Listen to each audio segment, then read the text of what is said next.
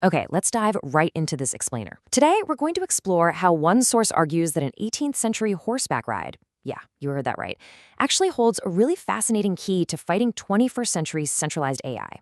I know, it sounds like a totally wild connection, but by looking closely at this specific historical text, we can uncover what the authors present as a literal blueprint for reclaiming our digital independence. We'll be looking at the intense clash between human intent, physical execution, and this creeping enclosure of modern cloud computing. We've got a lot of ground to cover today, so here's our roadmap. 1. The midnight ride fixation. 2. Record versus the substrate. 3. 18th century data availability. 4. The 1689 breach. And 5. Restoring agentic sovereignty. Let's just jump right in. Section 1. The midnight ride fixation. Let's start with a really visceral, physical artifact. Picture a museum exhibit panel mounted directly onto the brick wall of the Revere house. This specific account describes Paul Revere's mission from Dr. Joseph Warren to warn John Hancock and Samuel Adams. But it's more than that. It actually acts as a bit-perfect legislative record of the original strike. He wrote, "I set off upon a very good horse." The authors point out that this isn't just some story from history. It's a meticulously preserved protocol of his exact intent. That specific time, 10 p.m., and that specific very good horse represent what the sources call the haesiety.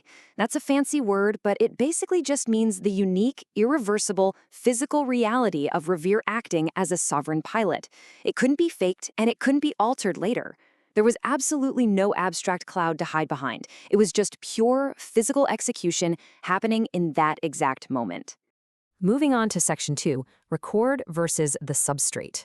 So this brings us to a really crucial visual dialectic.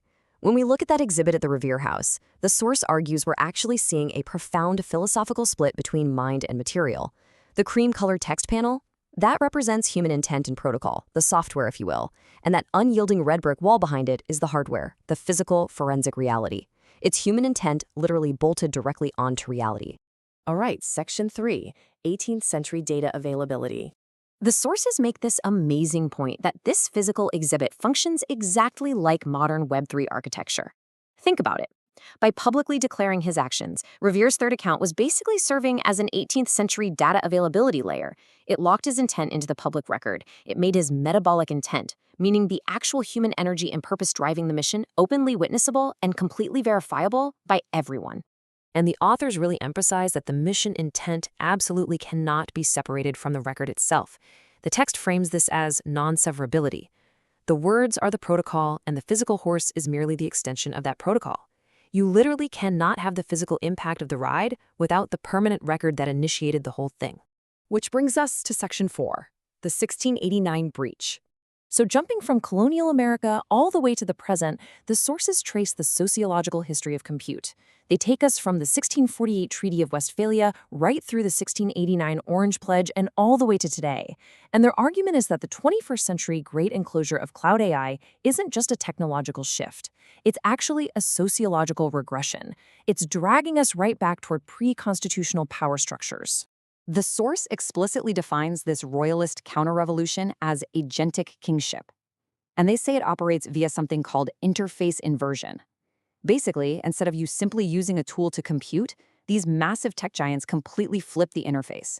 They sit directly between you and your execution, turning computing into this metered, centralized utility, where ultimately they hold all the power. According to the text, these threats effectively strip away user power, locking all our computing potential behind massive cloud enclosures.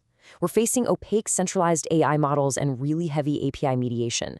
The authors warn that by losing our local execution, our human intent is constantly being intercepted, modified, and basically metered by corporate cloud landlords. So, faced with this creeping royalist counter-revolution, we have to ask ourselves a very serious question. How do we escape the cloud enclosure? How do we break free from agentic kingship and actually regain our direct, unmediated digital independence? That leads us to our final part, Section 5, Restoring Agentic Sovereignty. To solve this massive problem, the text introduces the proximity law of compute, which is basically the need to close the gap between human intent and the hardware itself. As you can see outlined here, the sources argue we must shift our whole paradigm from artificial intelligence to artificial life. While AI pushes cloud enclosure and agentic kingship, artificial life acts as the chassis for the sovereign pilot. It relies entirely on local execution and functions exactly like Revere's undeniably local physical ride.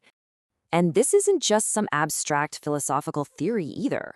The sources note that this strict, local forensic audit is actually anchored in absolute mathematical certainty.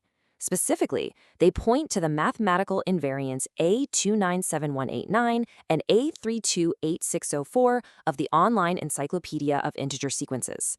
This math ensures a state-invariant inheritance that no centralized king can ever alter or obscure. Just as that cream text panel perfectly documented Paul Revere's intent against the unyielding red brick substrate, the authors argue that your digital intent must be perfectly recorded locally. The sovereign pilot requires entirely unmediated, perfectly recorded intent, executed completely free from any centralized cloud interference whatsoever. I really want to leave you with this final thought today. In the face of this great enclosure, will you just surrender your agency to centralized algorithms and become a mere subject of the cloud? Or will you seize your inalienable record, claim your rightful role as a sovereign pilot, and ride? Thank you so much for joining me on this explainer. Keep exploring the structures around you, and I'll see you next time.